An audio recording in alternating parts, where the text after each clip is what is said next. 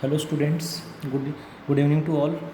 Let us continue our next topic in chapter 3, 12th class. Next topic is thermistors. What are thermistors? नाम ही बता रहा है thermally sensitive resistor और we can say heat sensitive resistor. Thermally sensitive or heat sensitive resistor are known as thermistors. कैसे बनते हैं? These are made up of what? You know well, daily life में बहुत जगह यूज़ करते हैं. These are made up of oxides of metals. We can say metal oxides. These are made up of oxides of metals से बने होते हैं. Next is use कहाँ होते हैं, क्यों पढ़ रहे हैं हम, इनकी ज़रूरत क्या है. सो इनके यूज़ से यानी इसके एप्लीकेशन यानी एडवांटेज से पता चलेगा कि क्यों पढ़ रहे हैं. First use is these are used to do what. These are used to control temperature. To control temperature in temperature control units.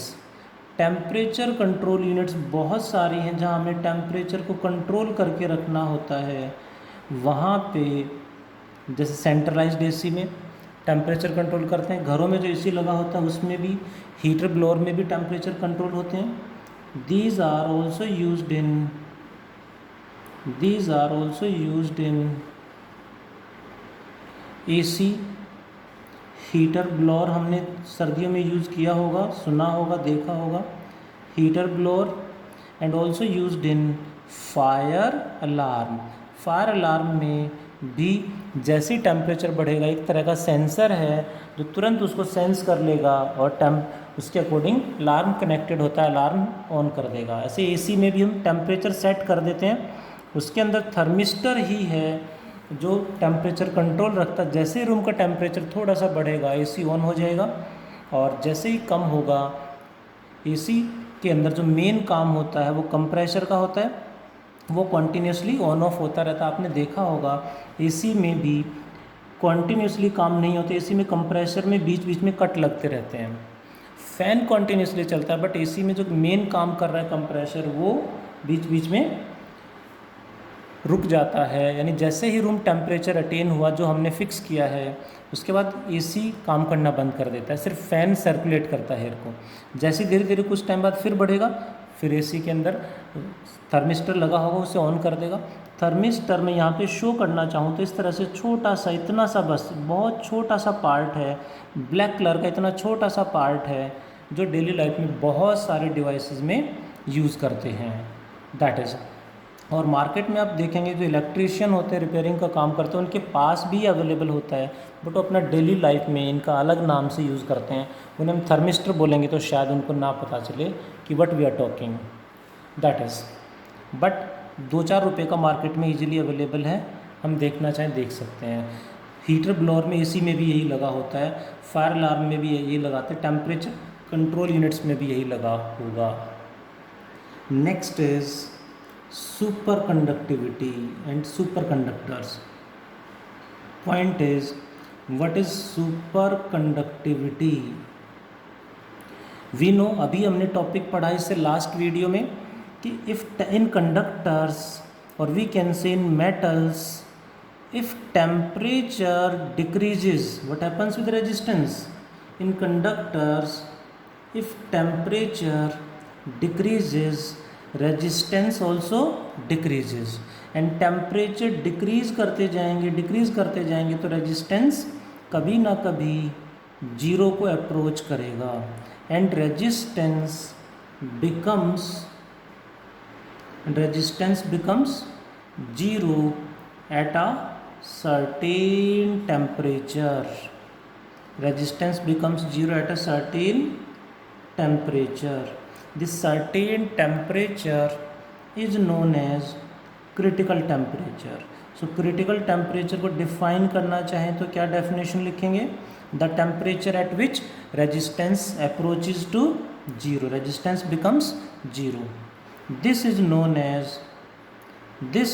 As this phenomena of attaining zero resistance is known as superconductivity, and the material having zero resistance, or we can say conductor having zero resistance, is superconductor. So what is a superconductor? नाम ही हमें बता रहा है superconductor, यानी वो conductor जिसका resistance zero होगा। Superconductor is the conductor having zero resistance. Conductor having zero resistance is known as superconductor. अब पॉइंट आया, क्या सुपरकंडक्टर डेली लाइफ में पॉसिबल है? क्या ऐसा पॉसिबल है कि रेजिस्टेंस जीरो हो जाए?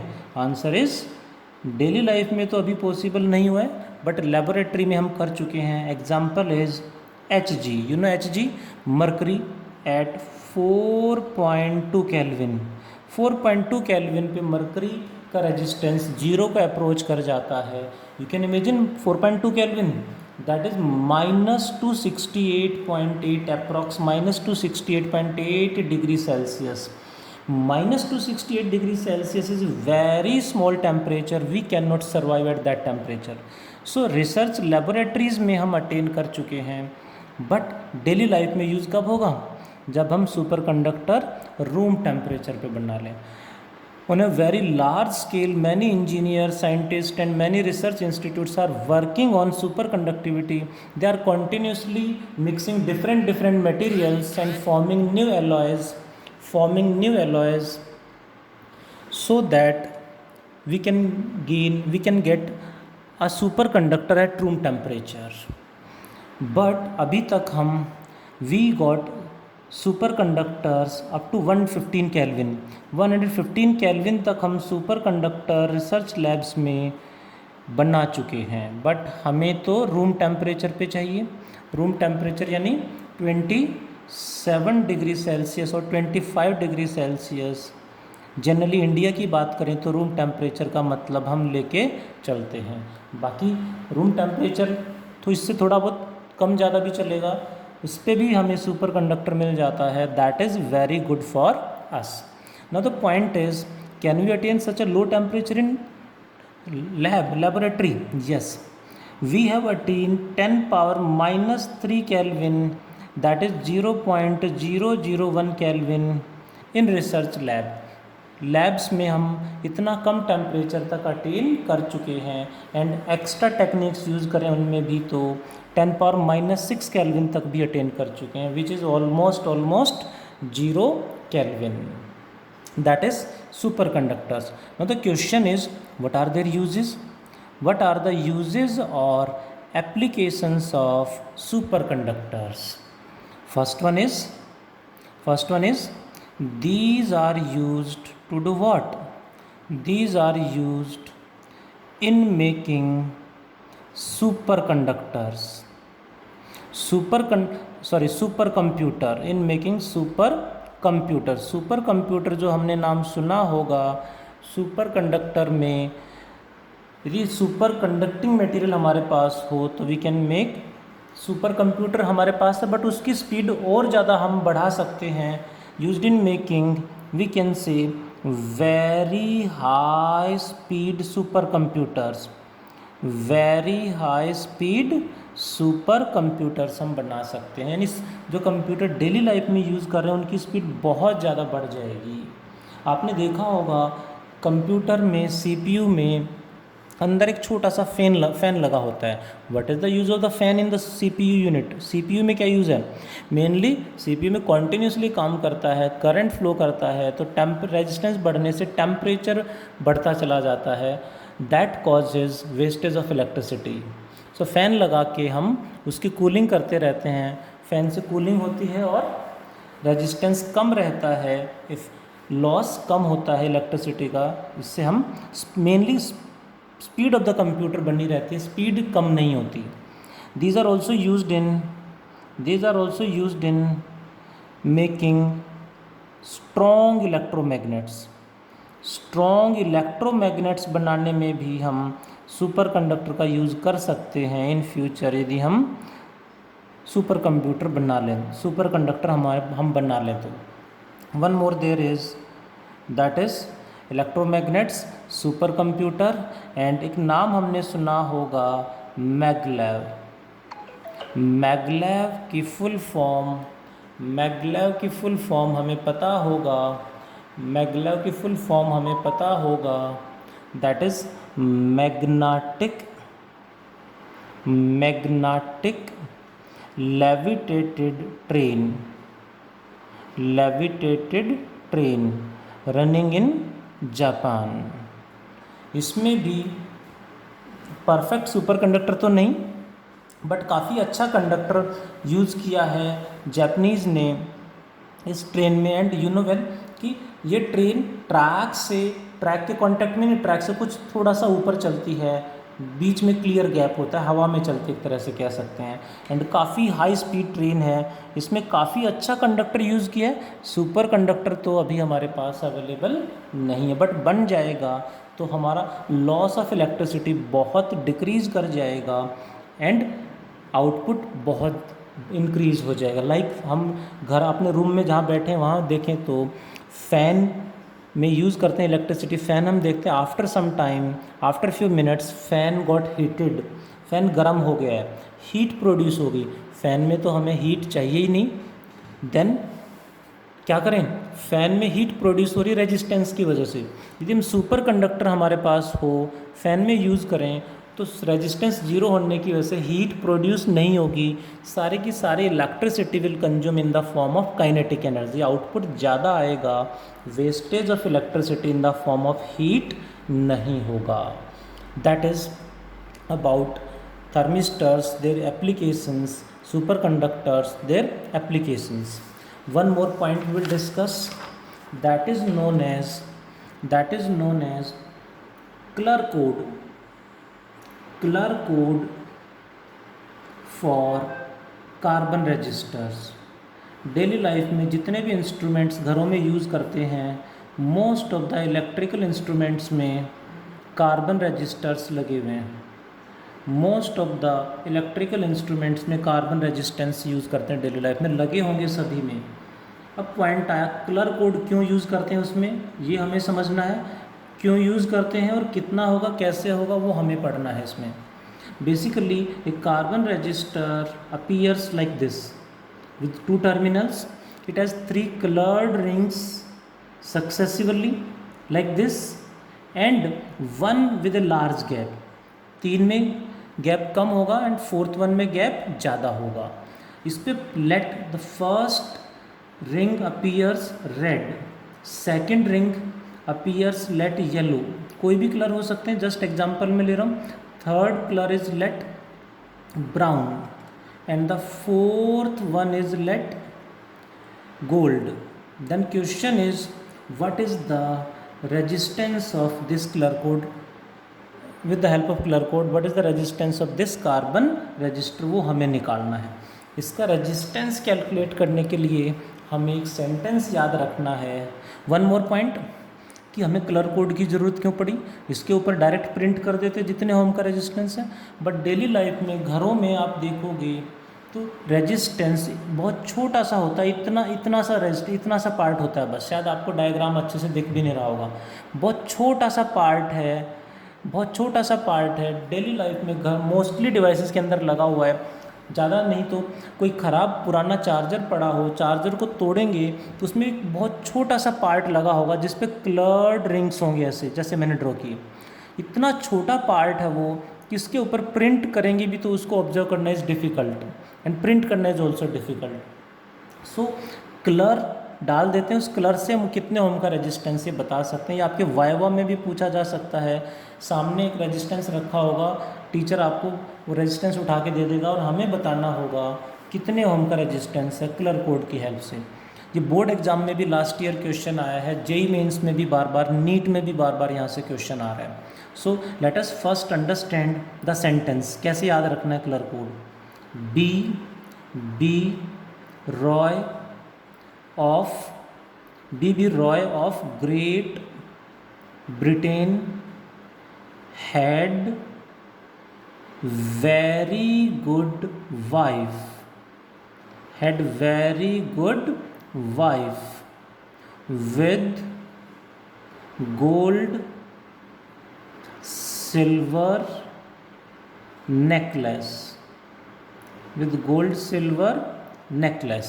इसमें all the capital letters are the colors. Only the capital letters are the colors we use in color code. ध्यान रखेंगे only capital letters. यानी हम लिखें तो it will be B Roy of Great Britain had very good wife with gold silver necklace. These are the colors. Let us talk about all the colors one by one. First, B stands for black. Second, B stands for brown, and third, B stands for blue. R is red. O, you know well, orange. Y stands for yellow. First, G stands for green.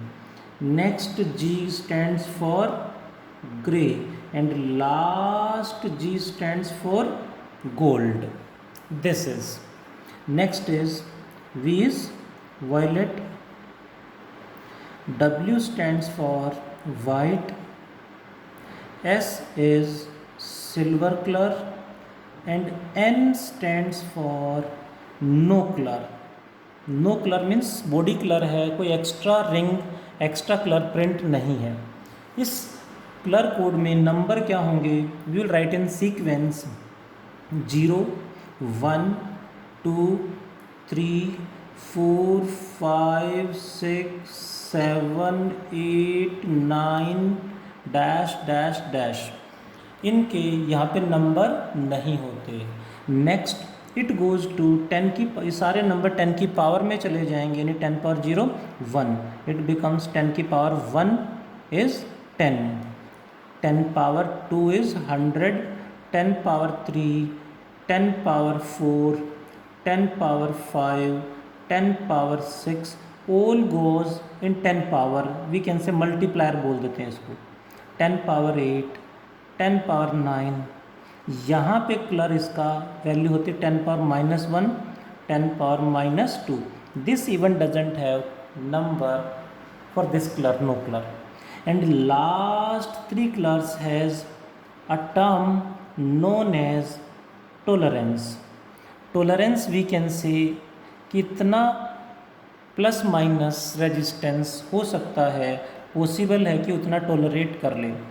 For gold +-5%, for silver +-10%, and for no color +-20%. कहाँ होता है, इसमें कैसे देखेंगे? अब इसका use, ये तो मैंने सारी वैल्यूज़ लिख दी हैं. सेंटेंस से ये हमें याद रखना पड़ेगा, इम्पोर्टेंट है. बीच में कई साल आया नहीं था, बट अभी 2-3 साल से लगातार बार बार क्वेश्चन यहाँ से एग्ज़ाम में पूछा जा रहा है. So what is the resistance of this colour code? इसी से स्टार्ट करते हैं. First is red. रेड का number is 2. Next is yellow. Yellow is 4. So it becomes 2 4 24 into third colour. First 2 are the numbers, third one is multiplier in 10 power, that is brown. Brown stands for 10 power 1 is 10 ohm.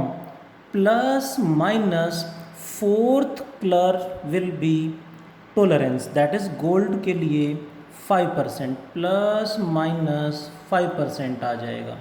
यानी ये resistance, ये carbon से बना हुआ resistance इतना, इसके जो भी ये वैल्यू आएगी, लाइक इट बिकम्स 240 ओम. 240 ओम का +-5% टॉलरेट कर सकता है, बियर कर सकता है. इतना इसमें +-5% एरर भी कह सकते हैं, एरर हो सकता है कम ज़्यादा, इतनी वैल्यू इसमें पॉसिबल है. और इसका रेजिस्टेंस इतना इंक्रीज या डिक्रीज हो सकता है. That is tolerance. सो हमेशा ध्यान रखेंगे first 2 rings are the numbers, third one is multiply 10 power and fourth one is tolerance. ध्यान रखेंगे. यानी फोर्थ में no colour means strip printed in ये बॉडी कलर है यहाँ पे, तो 20% आ जाएगा. One more example I would like to give. देखें ज़रा एक एग्जाम्पल और देखते हैं. There is a resistance of 46 into 10 की power 3 ohm plus minus 10%. What is the colour code for this? इसके लिए कलर कोड क्या होना चाहिए? 4 stands for first 2 are the numbers. 4 is yellow, second 6 के लिए blue and third one is multiply 10 power 3 is orange. So first three colours are yellow, blue and orange and fourth one is 10% is silver.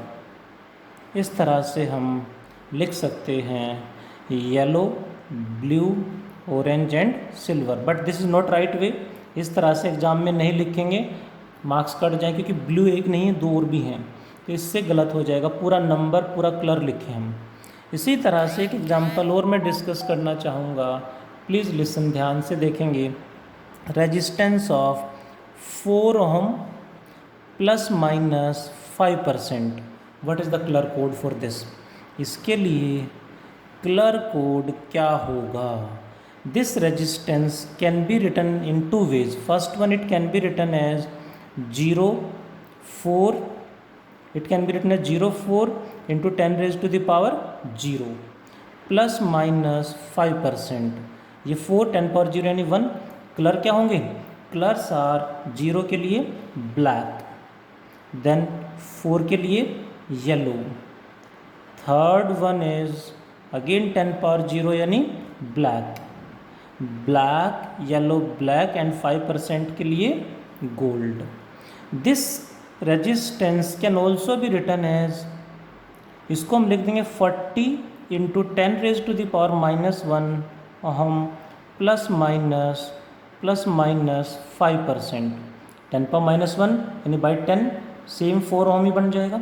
But इसके लिए जो colour code होगा 40 यानी it becomes yellow, then black, then 10 power -1 is gold and tolerance 5% is again gold. ध्यान रखेंगे. इस तरह से बोर्ड एग्जाम में, सीबीएसई एग्जाम में तो हम कोई भी लिखें सेम आंसर मिलेगा, बट एंट्रेंस एग्जाम में लाइक नीट या जेई मेंस में ऑप्शन के अकॉर्डिंग हमें चलना पड़ेगा. कौन सा ऑप्शन गिवन है, both are correct. As per the option we have to write the answer.